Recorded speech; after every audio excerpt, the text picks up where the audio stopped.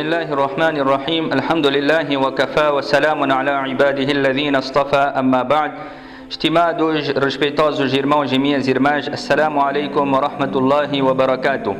Nós estamos a entrar no mês de Muharram. Conforme havíamos mencionado, é um mês abençoado e algumas práticas como o jejum são recomendáveis durante este mês. E o dia de Ashura coincide neste mês de Muharram, no 10º dia de Muharram, onde é um sunnah a pessoa jejuar, juntamente com o 9º ou o 11º, fazendo 2 jejuns. Meus irmãos, minhas irmãs, muitos mitos são associados a este mês.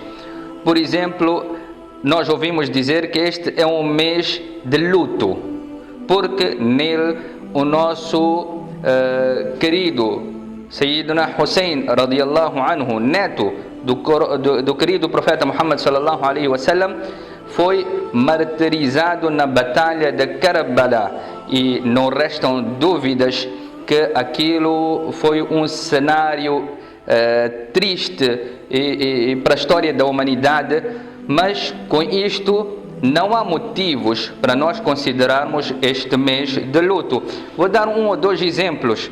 Se assim fosse, então o mês de Rabi'ul Awwal seria o mês de nós celebrarmos o luto, porque foi no mês em que o profeta sallallahu alaihi wasallam perdeu a sua vida, e nada mais pode trazer tristeza dentro de um muçulmano do que a separação com o nobre profeta Muhammad sallallahu alaihi wasallam.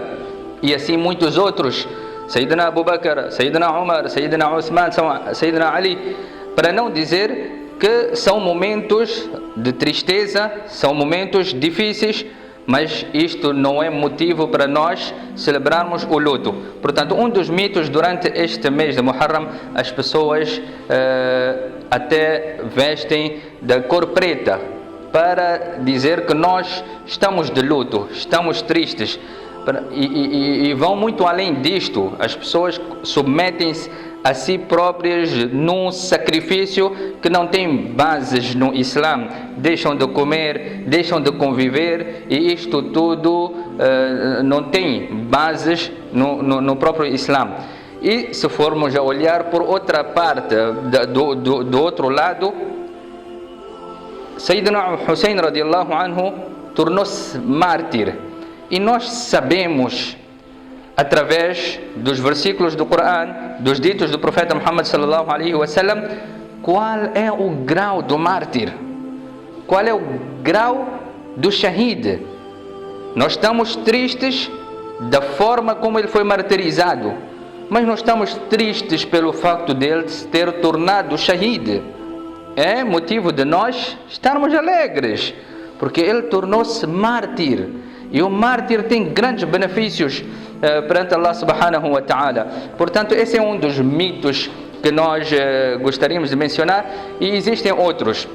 Um dos mitos também é de que este mês a pessoa não deve comemorar qualquer coisa que seja. Não há celebrações. De entre estas, não há o casamento, porque casamento é um momento alegre, é um momento de felicidade, é um momento onde duas pessoas estão a se juntar, estão a abrir uma nova página da sua vida. Então as pessoas dizem, muitas delas, que não pode se casar no mês de Muharram. Meus irmãos, minhas irmãs, isso trata-se de uma falsidade. Isto é um mito. Se eu disser que este mês é um mês abençoado, é um mês sagrado, e que a pessoa deve ou aproveitar a bênção deste mês para celebrar aquilo que é uma das coisas mais importantes da sua vida, o nikah, o casamento, então é uma oportunidade, é uma chance. Portanto, não vamos cair nesses mitos, e vamos seguir aquilo que é a tradição do profeta Muhammad sallallahu alaihi wasallam, aquilo que é a mensagem do Corão.